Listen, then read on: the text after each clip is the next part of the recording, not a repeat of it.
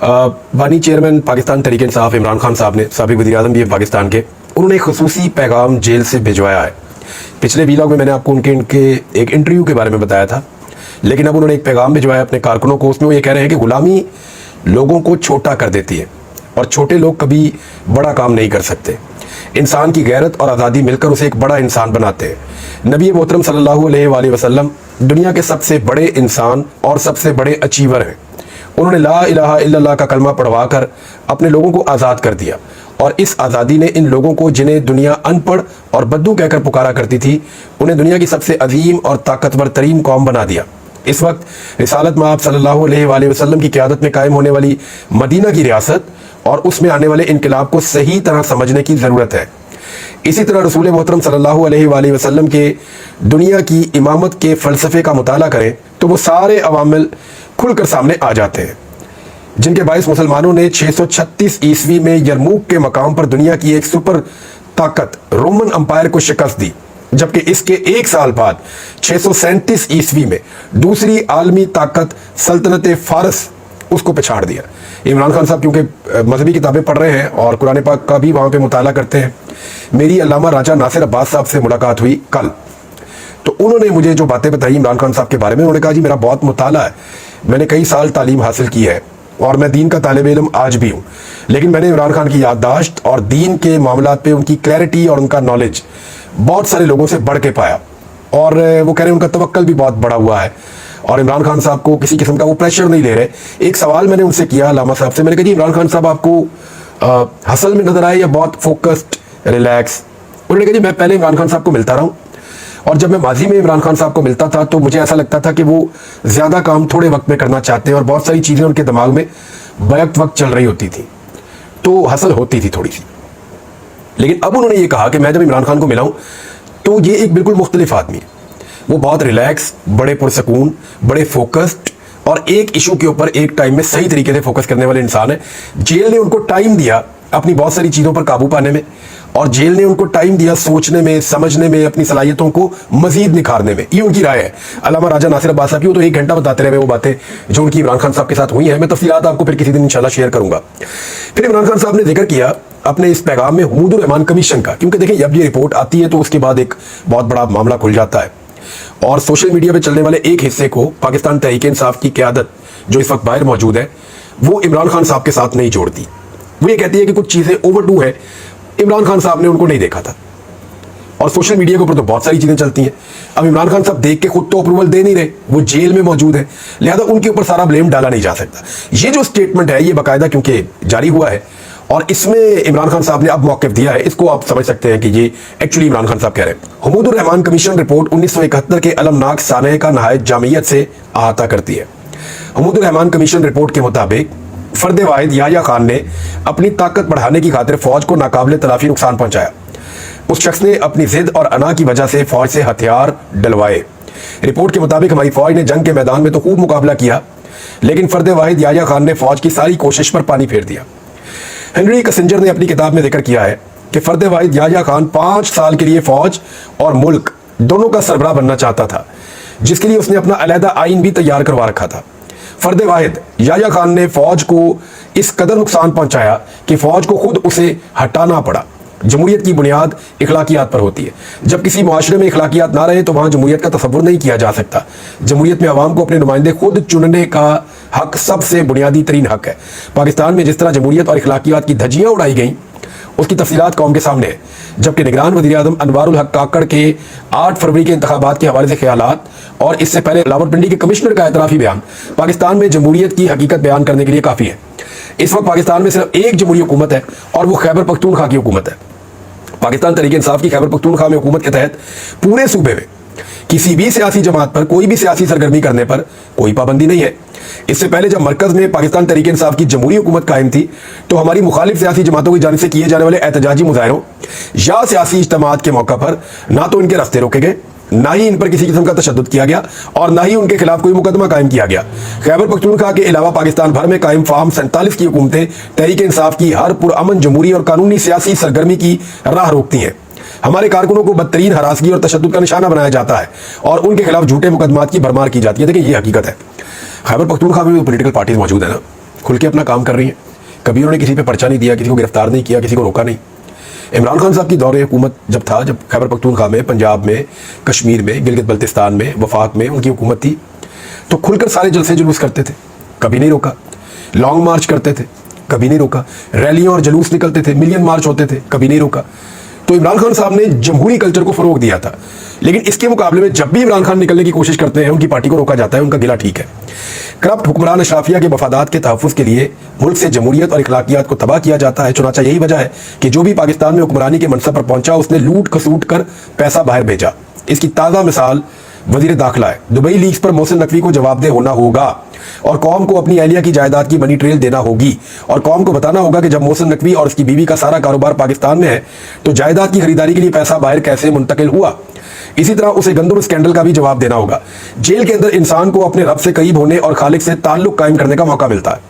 Jail میں نے اپنی ضروریات کو محدود کر لیا ہے, جس سے جیل میں رہنا اب مشکل نہیں ہے. میں یہ سمجھتا ہوں کہ جب آپ اپنی خواہشات کی غلامی چھوڑ دیتے ہیں تو آپ آزاد ہو جاتے ہیں, اور آزاد لوگ آزاد فیصلے کرتے ہیں. مشکل وقت میں سوشل میڈیا ٹیم کی خدمات بے مثال ہے.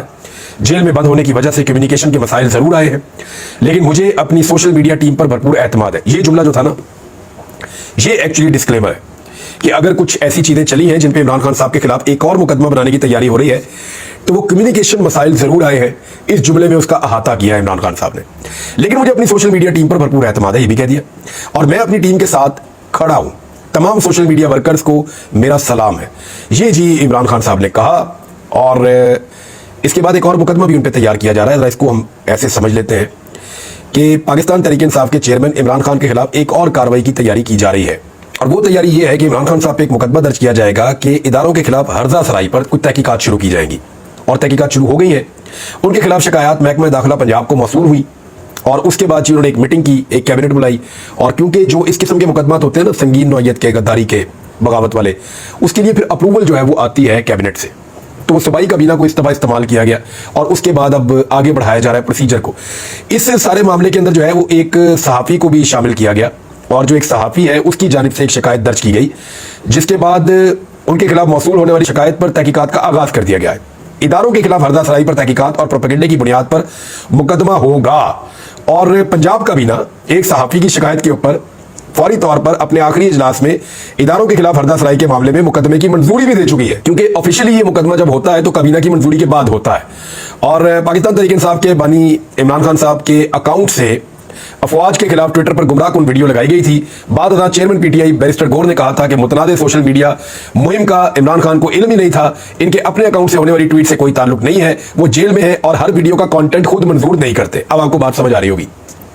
اب یہ ایک صحافی ہے, اور رئیس احمد خان, میں نے جیل میں سماعت کے دوران دیکھا, وہاں عمران خان, بیرسٹر گور اور دوسرے لوگوں نے میٹنگ کی اور سازش تیار کی, اور باہر آ کر میڈیا پر اداروں کی تضحیق کی. صحافی کی درخواست پر عمران خان کے خلاف سنگین نوعیت کے کیسز کی تیاری. اب یہ ایک صحافی ہے, ان کی یہ درخواست آتی ہے, اور یہ بتاتے ہیں کہ یہ جیل میں کوریج کرنے کے لیے گئے تھے, اور انہوں نے وہاں دیکھا جی عمران خان صاحب کو کہ وہ کوئی میٹنگ کر رہے ہیں. اچھا, جملے انہوں نے نہیں بتایا اب تک جو میرے پاس اطلاع آئی ہے کہ عمران خان نے کیا کہا, بیرسٹر گور نے کیا کہا, تیسرے بندے نے کیا کہا, جس کی بنیاد کے اوپر آپ یہ فیصلہ کرتے ہیں کہ انہوں نے کوئی پروپیگنڈا کیا یا کوئی سازش انہوں نے تیار کی.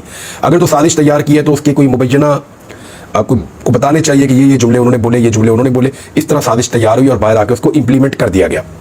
میں نے 2 صحافیوں سے رابطہ کیا, اور میں نے ان سے پوچھا کہ آپ بھی وہاں موجود رہتے ہیں, عمران خان صاحب کتنے فاصلے پر بیٹھتے ہیں صحافیوں سے, اور وہ جو بات چیت آپس میں کر رہے ہوتے ہیں اپنے وکلا کے ساتھ یا اپنے لوگوں کے ساتھ, اس کو آپ لوگ سن پاتے ہیں؟ تو دونوں نے کیٹیگوریکلی مجھے کہا جی ہم نہیں سن پاتے. میں نے کہا جی کیوں؟ کہتے ہیں جی ہم سے فاصلے پر بیٹھتے ہیں, دور ہوتے ہیں, وہ ہم سے بات کرنا چاہیں تو بات ہو سکتی ہے, ادروائز وہ آپس میں بیٹھ کے عدالت میں جو بات کرتے ہیں وہ اتنی آہستہ آواز میں ہوتی ہے کہ ہمیں بالکل پتہ نہیں چلتا کہ وہ کیا بات چیت کر رہے ہیں. تو میں نے ان سے کہا جی ایک صحافی نے اس قسم کا ایک مقدمہ درج کروانے کے لیے درخواست دی ہے, آپ مجھے یہ بتائیں کہ آپ کو اگر گواہی کے لیے بلایا جاتا ہے تو کیا آپ گواہی دیں گے کہ عمران خان صاحب نے بیرسٹر گور کے ساتھ مل کر اور باقی لوگوں کے ساتھ مل کر ایسی سازش تیار کی ہے؟ انہوں نے کہا جی ہم دے ہی نہیں سکتے. میں نے کہا کیوں؟ انہوں نے کہا ٹیکنیکلی نہیں دے سکتے کہ ہم وہاں سے بیٹھ کے سن ہی نہیں پاتے, ہم وہاں سے بیٹھ کر صرف دیکھ پا رہے ہوتے ہیں وہ آپس میں بات چیت کر رہے ہیں, کیا بات کر رہے ہیں ہمیں پتہ نہیں ہے. وہ پیٹرول کی قیمت پہ بات کر رہے ہیں, وہ پاکستان کی سیاست پہ بات کر رہے ہیں, وہ کوئی سازش تیار کر رہے ہیں یا کسی سازش کو بے نقاب کرنے کی کوشش کر رہے ہیں, وہ اپنے مقدمے پہ بات کر رہے ہیں, اپنے کسی اور افیئر کے اوپر بات کر رہے ہیں, پارٹی افیئر پہ, ہمیں نہیں پتا.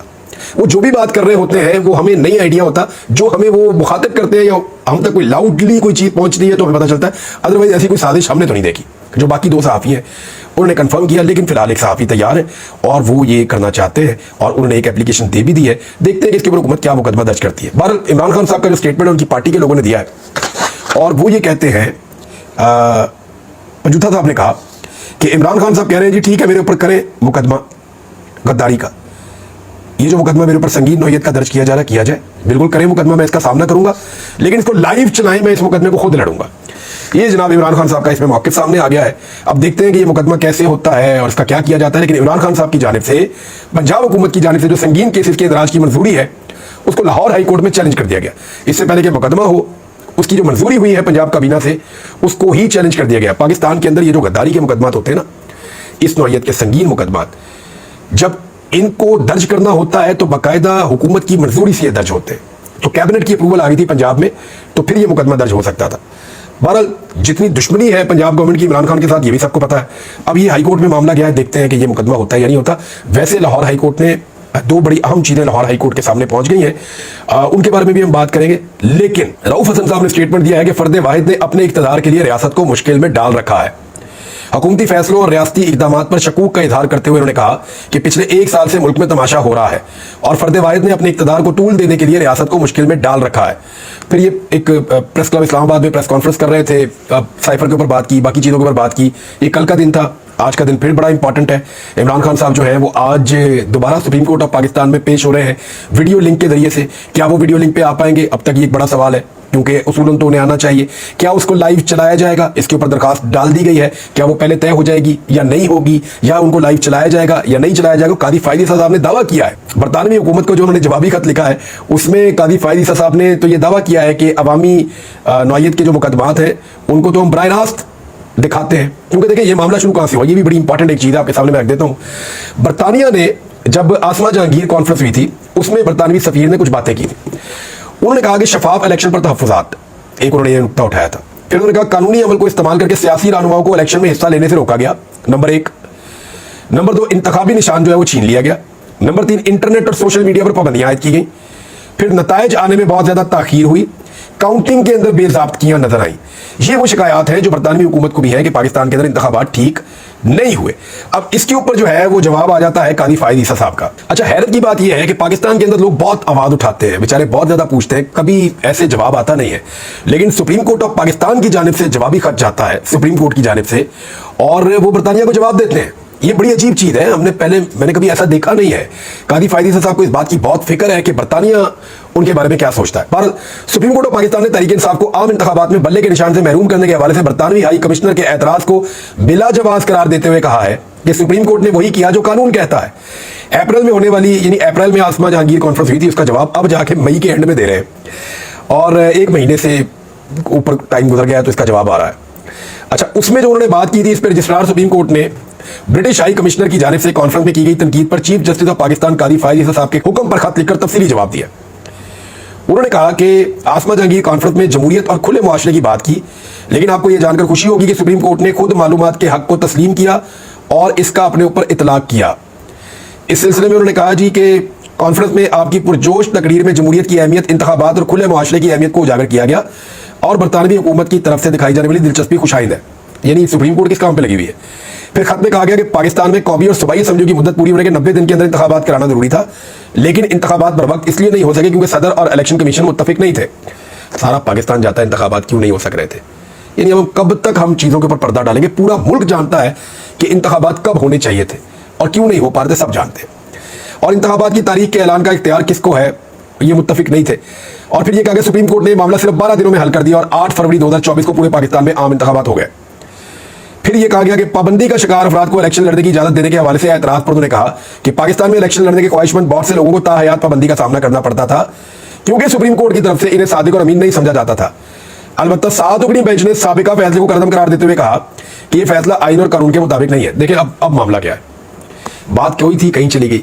मामला यह है कि बहुत सारे लोगों को इलेक्शन लड़ने नहीं दिया गया, उन्हें परेशान किया गया और उनके लिए इलेक्शन की गुंजाइश खत्म की। पेपर तक तो छीने गए लोगों के, उनको इलेक्शन लड़ने से रोका गया। उसका जवाब ये कैसे हो सकता है। फिर बल्ले के निशान पे कहा गया जी कि वो सियासी जमातों के अंदर जमहूरियत के लिए जरूरी है کہ وہاں انتخابات ہو شرط ہے, انٹرا پارٹی انتخابات اگر صحیح نہیں کرواتی تو وہ انتخابی نشان کی اہل نہیں ہوگی, تو اس کے مطابق کیا گیا ہے. تو جیسا نواز شریف کی پارٹی کا الیکشن ہوا ہے, عمران خان کا تو اس سے بہتر ہی تھا.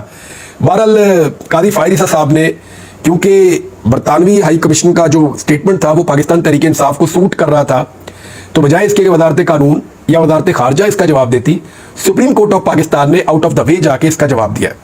یہ بڑی انٹرسٹنگ چیز ہے, میں حیران ہو رہا ہوں اس کے اوپر. اب دیکھتے ہیں کہ اس کے اوپر برطانیہ کی طرف سے کوئی ریئیکشن آتا ہے یا نہیں آتا. ان کو کچھ چیزیں یاد بھی دلائی گئی ہے, پھر بات کر لیں گے اس پہ. اب تک